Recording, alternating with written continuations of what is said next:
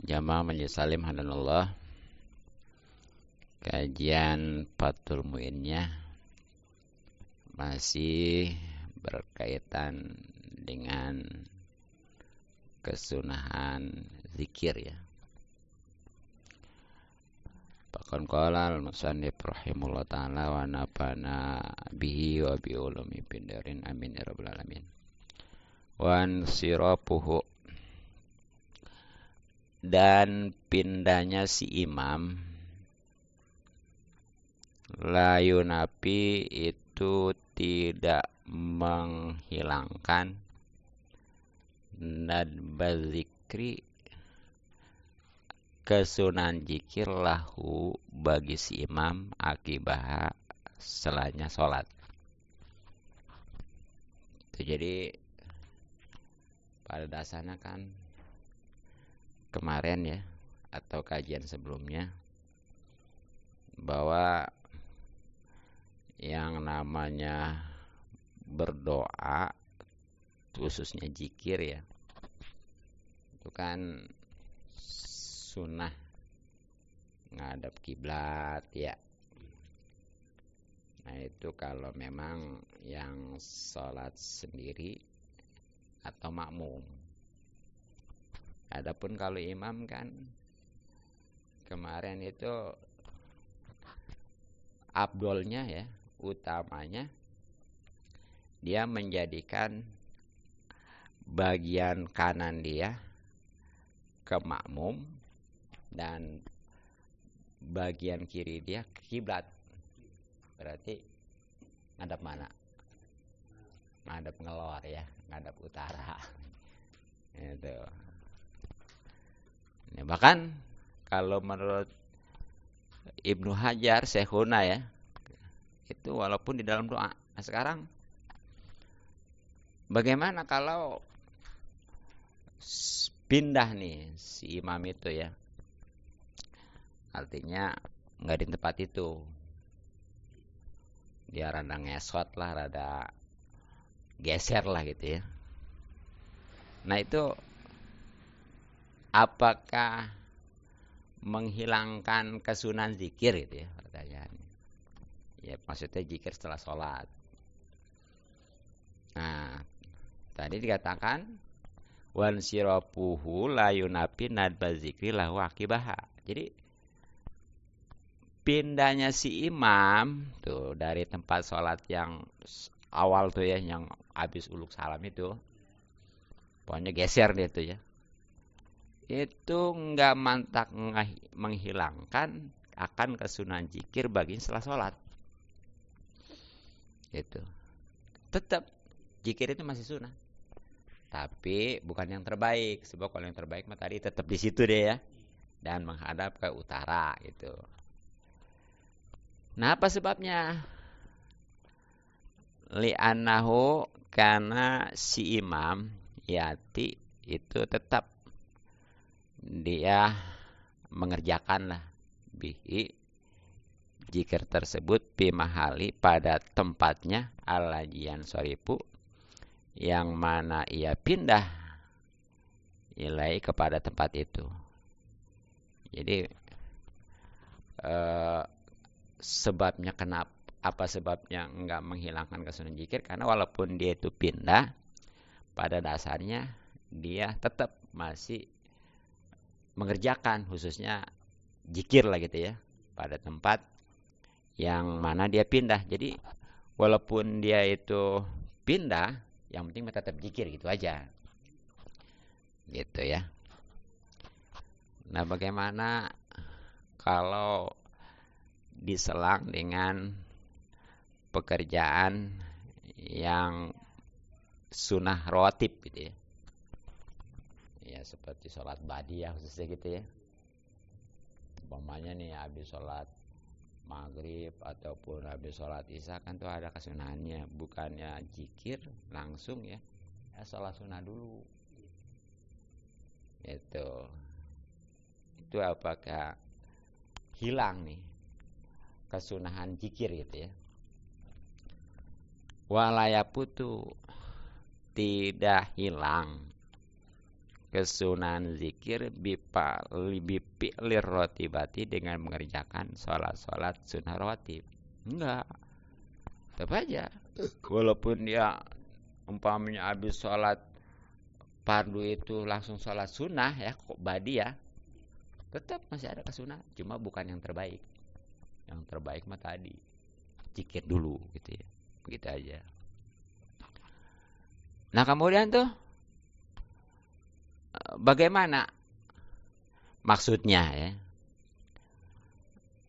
Wa innama pa itu, jadi maksudnya yang mantak menghilangkan apa namanya kesunahan zikir itu ya. Wa innamal pa itu, dan pastinya yang menghilangkan bihi akan dengan sebab sunnah rotib kamaluhu itu sempurnanya zikir lagu bukan selainnya. Jadi seandainya ada keterangan nih bahwa kesunahan zikir ini hilang gara-gara keselang dengan sholat sunnah badiah pokoknya. Nah itu sebenarnya mah yang hilang mah bukan kesunahan zikirnya, tapi kesempurnaannya. Iya, artinya ya sebenarnya mah masih sunnah tetap, tapi bukan yang terbaik. Sebab yang terbaiknya mah tadi pokoknya mah habis sholat wajib zikir dulu gitu. Nah ini mah keselang sama sholat sunnah badiah. Nah itu kalau zikir mah tetap nggak hilang gitu ya, tetap dapat pahala, tapi bukan yang terbaik karena nggak sempurna, bukan yang sempurna gitu ya. Nah kemudian maksud daripada perkataan ahli fikih bahwa hasilnya bahwa masalah zikir itu tetap dapat pahala ya. Itu bagaimana? Walaupun nggak ngerti artinya nih. Waqadiyatu kalamihim, maksud atau tujuan atau tuntutan perkataan ahli fikih usulus sawabi zikri tentang hasilnya pahala berzikir wa in jahila, dan walaupun dia tidak mengerti mana akan artinya. Nah, wa nazara, tapi ditentang pihi tentang hal ini nih, bahwa hasil pahala zikir walaupun nggak tahu artinya ya, Al-Asnawi oleh Imam Asnawi. Itu jadi pokoknya mah kalau menurut ahli fikih mah masalah zikir baik itu subhanallah, alhamdulillah, Allahu akbar dan seterusnya ya, itu hasil aja, artinya hasil aja gitu ya. Zikirnya itu pahalanya juga dapat pahala tetap walaupun nggak ngerti. Nah tapi nih pendapat yang lebih kuat mah nih yang memang ini karena ada langsung ya figurnya, khususnya Syekh Asnawi, bahwa hal itu ditentang. Artinya kalau nggak ngerti artinya mah itu tetap nggak dapat pahala zikir itu, walaupun dia banyak ya. Makanya itu zikir itu kita usahakan untuk ngerti artinya ya, walaupun secara global seperti subhanallah atau maksudnya Allah gitu ya, atau alhamdulillah segala puji bagi Allah gitu, Allah akbar atau Allah maha besar gitu ya. Dan memang lebih nikmat lagi zikir itu kalau kita artiin, lebih nikmat daripada banyak nggak tahu artinya. Jangankan umpamanya kita sampai banyak ya, sedikit bahkan hanya 3 kali, malahan sekali juga kalau memang tahu tuh artinya, itu nikmat. Makanya itu orang-orang yang bangsa ahli ma'rifat itu bisa kuat ya sekian puluh hari nggak makan nggak minum. Iya, karena dia memang udah kenyang dengan zikir juga. Tuh ya. Jadi udah mencukupi. Hawanya tuh kalau orang memang udah benar-benar merasakan nikmat, udah nggak kerasa lapar, udah nggak kerasa haus. Dan ini bakalan di akhirat nanti itu khususnya ketika di padang mahsyar kan kita nggak makan nggak minum ya, bakalan sekian lama, bahkan nggak berpakaian, bugil. Tapi yang gara-gara kita ambil kesempatan boro-boro bikin orang. Nah itu kalau memang di dunianya ahli zikir yang benar-benar dipahami, nggak lapar sekian lama juga. Ya tadi ahli ma'rifat masih di dunia juga itu bisa kuat beberapa puluh hari ya. Ya banyak kan ceritanya yang orang umpamanya itu sampai 40 hari 40 malam nggak makan nggak minum itu kuat. Ya memang dia udah puas sudah dengan zikir karena memang dia paham. Coba ya buktikan. Makanya tuh jangan zikir manullah belum lilah dia bar apa ya, nyantai aja, subhanallah subhanallah. Jadi mulut baca arti-artiin subhanallah maksudnya Allah, subhanallah maksudnya Allah, dan seterusnya. Alhamdulillah segala puji bagi Allah, terus Allah akbar Allah, terus begitu itu nikmat itu ya.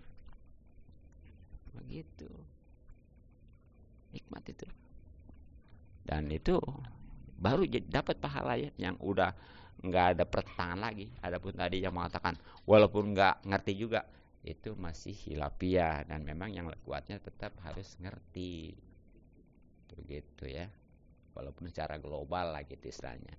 Dan memang insya Allah kalau memang dia ngerti mah itu secara globalnya saja ya, seperti subhanallah maksudnya Allah itu udah nikmat. Apalagi nanti kalau dia memang secara terperinci pengertian Allah Maha Suci itu gimana? Wow. Jadi ngucapin satu kali juga di sama dia pemahamannya luas. Jadi Allah itu Maha Suci, maksudnya Allah mah ya apa namanya? Enggak ada yang namanya sifat kekurangan, keaiban. Ya. Yang jelek-jelek pokoknya mah. Begitu tuh. Karena udah yakin Allah Maha Suci. Maha Suci ya. Daripada ketidaksempurnaan. Ya mungkin kalau memang bahasanya Maha Suci daripada kecacatan masih ada mungkin ya. Tapi kalau bicara dari ketidaksempurnaan itu insya Allah lebih aman. Gitu tuh. Makanya tuh kalau kita zikir itu mendingan pakai tasbih. Apa sebabnya? Kalau kita pakai tasbih mah udah nggak mikirin hitungan. Ya, kan kalau nggak pakai tasbih begitu mikirin ngitung dulu ya. Mau nih kan katanya kayak kalau kita baca habis sholat nih ya, setiap sholat baca subhanallah 33 kali, alhamdulillah 33 kali, Allahu akbar 33 kali, itu udah dapat pahala haji. Itu yang belum mampu udah gitu aja ya. Kalau sampai mati dia belum mampu, udah dapat pahala haji itu. Tapi nanti kalau mampu mah tetap jangan bahasa jelas saya mau dapat ini pahala haji, artinya pahala. Nah sebaliknya orang yang haji juga jangan malas-malas untuk baca zikir habis sholat gitu. Gitu ya. Itu tuh. Tuh itu kan nggak, kita kan kudu dihitung tuh ya. Kalau nggak pakai tasbih kan itu yang dipikirin hitungannya ya. Ini orang 33 nih ya. Tangan gerak. Nah kalau pakai tasbih kan enggak, udah kan batasannya ya. Kita tinggal ngitin artinya. Jadi tadi itu mulut baca subhanallah arti-artiin maksudnya Allah, mulut baca Allah, alhamdulillah arti-artiin apa segala puji bagi Allah. Mulut baca Allah akbar atau arti-artiin Allah Maha besar dan seterusnya gitu. Nikmat. Gitu ya. Itu enggak kudu banyak. Itu walaupun sedikit ya. Itu akan terasa gitu ya. Gitu tuh. Jadi kesimpulannya mah usahakanlah iya, ya, usahakan setiap zikir itu ya kita ngerti artinya. Kalau memang belum tahu ini apa nih, nanya tuh ya. Gitu. Jangan malu nanya tahu belum, nanya kagak gitu ya. Itu. Apalagi ngaji kagak lagi. Iya. Itu. Nah, kemudian walayati, dan tidak datang, maksudnya tidak terjadi nih ya. Haza, masalah perbedaan ya, ataupun pertentangan fil Qur'ani, di dalam membaca Quran, li ta'budi, karena memang itu mah udah dianggap ibadah bilabjihi, dengan membacanya. Pausiba, maka udah diberikan pahala qari'uhu, orang yang bacanya, wa ilam ya'rif, walaupun dia belum mengerti mana artinya. Jadi kalau masalah baca Quran mah udah nggak ada perbedaan lagi, udah nggak ada pertentangan lagi, bahwa hasil aja ya udah dianggap ibadah dengan ngebacanya juga. Makanya diberikan pahala tuh orang yang bacanya walaupun belum tahu artinya. Tuh, kalau Al-Qur'an mah ngebaca Quran. Nah, itu ya aturannya itu. Iya benar, karena itu mah kewajiban gitu. Begitu, apalagi umpamanya surah Fatihah gitu ya. Itu mah mempelajari juga wajib ain. Jadi kalau surat Fatihah mah belajarnya itu wajib ain hukumnya. Berarti setiap orang, karena bakal jadi rukun sholat kan itu ya. Baik sholat wajib maupun sholat sunnah. Nah kalau selain Fatihah mah ya itu wajib kifayah. Artinya wajib kifayah itu walaupun hanya satu nih di kampung yang belajar, nah itu yang lain gak dosa. Nah maka dari itu tuh baik, jangan gara-gara tahlil habis maghrib iya akhirnya mah ngaji dia ngaji anak-anak tuh serba salah. Emang yang ngajar ngaji itu serba salahnya gimana? Mau dia ngajarin jadi omongan tarnya ya, jadi tetap ngaji dia, jadi omongan. Ustadz katanya gak pernah tahlil gitu ya. Iya, padahal mah baiknya begitu di istiqomah, karena itu mah kewajiban jelas. Sebab kalau nggak ada sama sekali dosa semua sekampung. Nah terus ketika dia tahlil lah ngikutin, atau kewajiban ditinggalin, jadi dosa semua. Nah kaudanya mah tuh ya, kalau mau tahlilan bagusnya mah nih itu habis isya aman. Jadi yang ngajarin ngaji anak-anak udah beres itu tuh. Ya ustadznya kan nggak ada alasan dia mau ngajar mau dia mau tahlil nggak sananya nggak tahlil, apa alasannya gitu ya. Kalau tadi habis maghrib mungkin dia karena ngajarin anak-anak itu yang istiqomah mah gitu ya. Gitu. Nah, jadi habis aman, ataupun bolehlah habis maghrib tapi seandainya habis maghrib nih ya, itu yang ngajar ngaji mah udahlah. Terusin aja dia mah, nggak usah dipikir, nggak usah terlalu diinin ya. Apalagi malah diomongin ya. Bahkan kudunya mah tuh dihitung. Walaupun nggak datang ya. Pokoknya dia mah kalau biasanya kalau malam ke-7 atau berapa? Ketiganya ya suka ada berkat tuh ya. Ya enggak? Kirimin tuh kudunya mah tuh begitu. Ya. Boro-boro ya, bahkan kalau perlu mah amplopnya juga ya. Kirimin tuh jatah ya. Kuenya aja. Nah, ya, apalagi seandainya ini mah ada lagi nih. Padahal mah hadir tuh ya ustadz itu tuh ustadz. Tapi karena enggak tugas, enggak umpamanya enggak doa, enggak apa ya, enggak mimpin tahlil ya, itu dianggapnya biasa aja. Nih ya. Jadi kalau ustadz mah nih ya, walaupun ya yang rada toko lah gitu ya, apalagi kiai mah, walaupun dia itu enggak tugas, umpamanya enggak mimpin tahlil, enggak doa, kalau datang mah perhatiin. Jangan yang tugas doang. Sebab nanti kalau enggak diperhatiin, itu ada kecemburuan. Ya terutama yang nggak dapat tugas tuh. Jadi pokoknya mah yang ada tugas, yang ditugasin, yang enggak. Kalau datang mah ustadznya perhatiin. Kalau yang ditugasin atau berkata rada gedean, dia juga sama. Kalau yang umpamanya ditugasin tuh diamplopin, dia juga sama. Gitu. Bak kudunya mah. Yang namanya ustadz itu harus dihormatin. Itu kehadiran ke rumah, kehadiran juga udah luar biasa itu ya. Kadang-kadang sengaja datang mah ke rumahnya. Itu didatangin udah suatu kehormatan. Makanya jangan disalahgunakan, jangan disia-siakan. Ini kadang-kadang tuh ya mantak, kadang-kadang tuh ustadz ini kadang-kadang suka ribut tuh ya. Karena kecemburuan itu tuh. Jadi yang tugas doang. Diperhatiin yang kagak mah kagak. Akhirnya mau pada perebut ya. Pengen dapat tugas.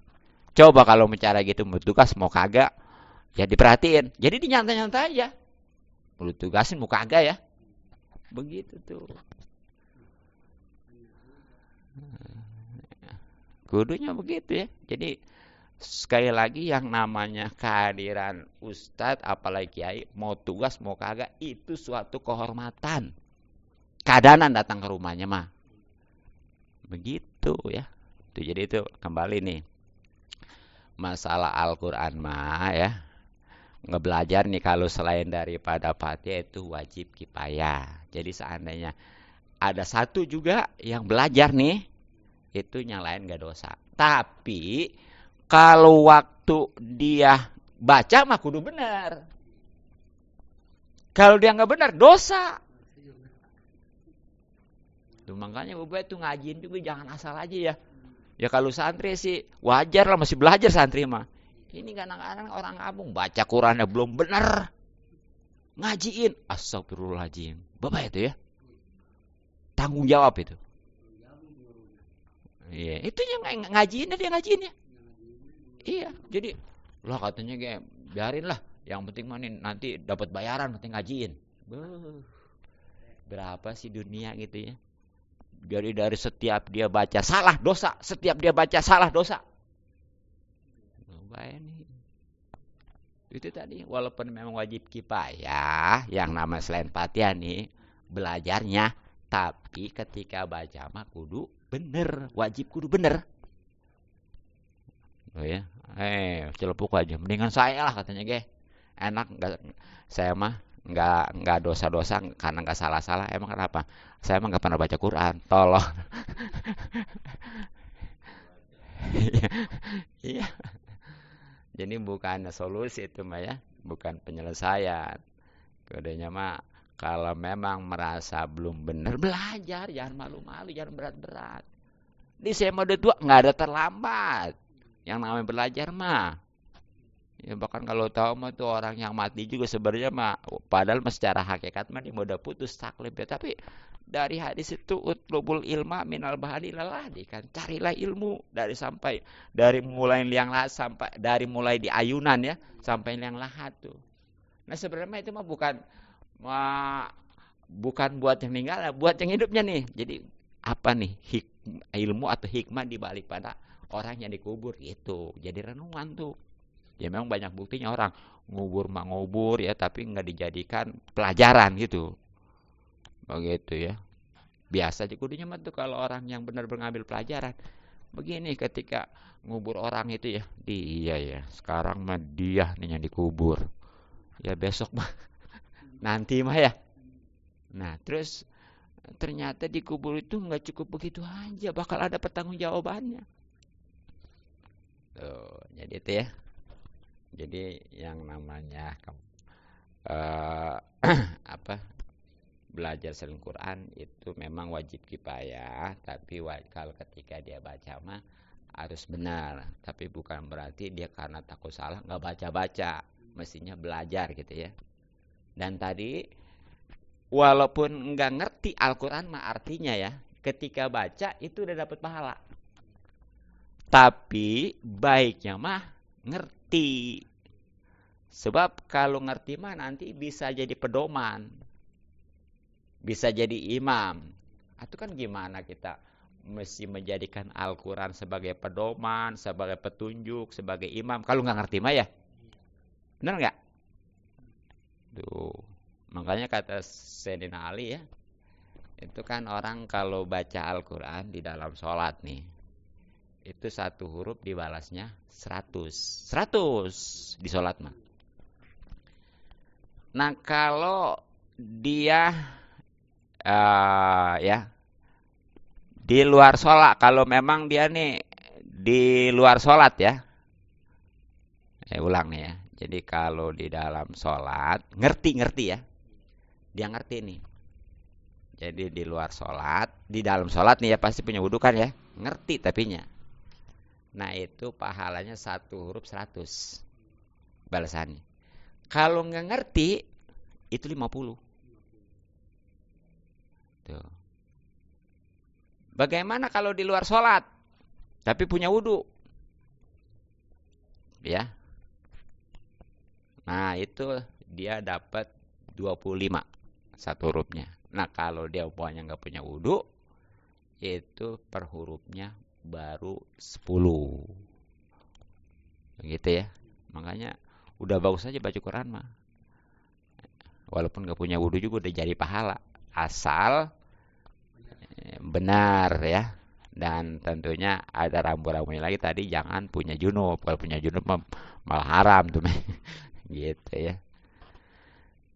Nah jadi itu tuh tentang Al-Quran, membacanya juga walaupun nggak tahu artinya udah dapat pahala, karena itu udah dianggap ibadah ya gitu. Bihilapi zikri, beda dengan zikir. Nah itu malah budak harus ayari pahu untuk mengetahui mana zikir walau biwajin, walaupun hanya dari satu wajah ya. Jadi beda kalau zikir sama tadi, kembali ke awal ya. Dia mah pokoknya mah kudu tahu aja artinya. Apa yang dibaca ketika zikir seperti tadi subhanallah, artinya maksudnya Allah ya. Itu kudu tahu. Walaupun secara global aja artinya. Ya bahwa ini artinya adalah tasbih gitu ya. Enggak apa-apa tuh. Ini tahmid. Itu atau takbir ya. Boleh. Jadi walaupun enggak seperti subhanallah maksudnya Allah, alhamdulillah segala puji bagi Allah, terus Allahu Akbar, Allah Maha Besar, walaupun nggak begitu, cuma ini doang, subhanallah tasbih nih, alhamdulillah tahmid, Allahu Akbar takbir gitu, atau pokoknya la haula wala quwwata illa billah, ini namanya hauqalah, begitu ya. Makanya itu kudu tahu istilah-istilah kan di apa di agama ini kan, di Islam misalnya ada istilah tasbih subhanallah, ada tahmid alhamdulillah, ada takbir Allahu Akbar, ada tahlil apa la ilaha il, ada umpamanya tadi haqalah la haula, ada basmalah atau tasmiyah bismillahirrahmanirrahim, ada juga ta'awud a'udzubillahi minasyaitonir, ada istirja yaitu innalillahi wa inna ilaihi rojiun, habis. Ya deh. Jadi makanya tuh ya, dengan ini mudah-mudahan termotivasi ya kita untuk berusaha mengetahui arti daripada bacaan-bacaan yang kita baca ya, khususnya tadi zikir. Ya bagusnya sih kita benar-benar mengerti seperti subhanallah adalah maksudnya Allah. Apalagi lebih dalam lagi ya, pengertian maksudnya Allah itu apa? Ya minimal tadi ketika kita baca subhanallah itu kita ngerti tasbih itu aja ya. Ya, alhamdulillah tahmid, Allahu Akbar, takbir dan seterusnya. Nah, mungkin cukup, mudah-mudahan manfaat. Subhanallah bihamdik asyhadu an la ilaha illa anta astaghfiruka wa atubu ilaik. Assalamualaikum warahmatullahi wabarakatuh.